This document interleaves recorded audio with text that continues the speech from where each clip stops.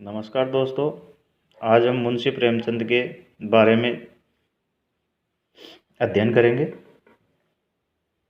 प्रेमचंद, जिनका कि मूल नाम धनपत राय है, इनका जन्म 1880 में लमही गांव उत्तर प्रदेश में हुआ और इनकी जो आत्मकथा है इन्हें कलम का सिपाही अमृत राय द्वारा लिखी गई। कलम का मजदूर मदन गोपाल। अब यहाँ पे देखो, हम कलम का सिपाही और कलम का मजदूर इन दोनों में कंफ्यूज हो जाते हैं, तो कंफ्यूज बिल्कुल भी नहीं होना है। कलम का मजदूर, मजदूर में आ रहा है तो मजदूर आते ही मदन गोपाल करनी है आपको, और कलम का सिपाही फिर अमृत राय की हो जाएगी।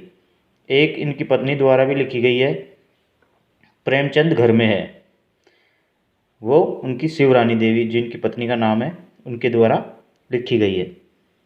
इन्हें उपन्यास सम्राट के नाम से जाना जाता है। इन्होंने लगभग 300 कहानियाँ लिखी है। अब इनके प्रमुख कहानी संग्रह हैं सोजे वतन 1907 में, जो कि उर्दू भाषा में लिखा गया, नवाब राय नाम से लिखा, जिन्होंने कि अंग्रेज़ों ने, उस समय अंग्रेज़ों का शासन था, अंग्रेज़ों ने जब्त कर लिया। संसार का अनमोल रतन 1907 में लिखा। ये भी मानसरोवर इनकी कहानियों का संग्रह है। वेरी इंपॉर्टेंट प्रश्न बन जाता है, कई परीक्षाओं में पूछा भी गया है कि मानसरोवर कहानी संग्रह किसका है।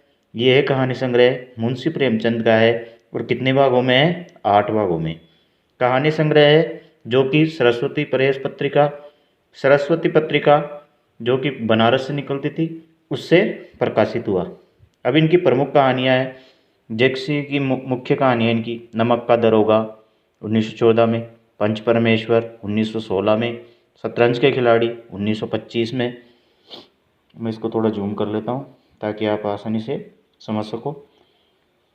और इसके आगे है माता का हृदय 1925 में, सवा शेर गेहूँ 1925 में, कजाकी 1926, बड़े घर की बेटी सुजान भगत 1927, ये आदर्श कहानी मानी गई है।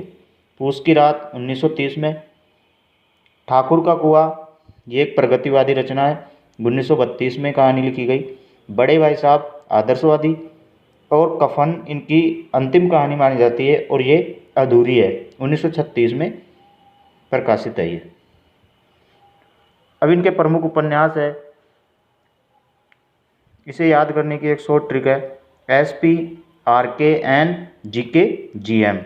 एस से हो जाएगा सेवा सदन 1918 में, प्रेमाश्रम P से प्रेमाश्रम 1922 में, रंगभूमि 1925 में, कायाकल्प 1926 में, निर्मला 1927 में। निर्मला का तो काफ़ी कई बार पूछा जाता है कि निर्मला का प्रकाशन कब हुआ, 1927 में, और गबन 1931 में, कर्मभूमि 1933 में, गोदान 1935, वेरी इंपॉर्टेंट, गोदान 1935 में, रूठी रानी ये ऐतिहासिक और अधूरा उपन्यास है इनका।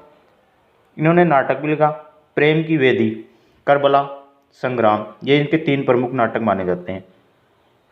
प्रेमचंद को कथा साहित्य का शिखर पुरुष और युग प्रवर्तक कहते हैं। तो आज की वीडियो में इतना ही मुंशी प्रेमचंद के बारे में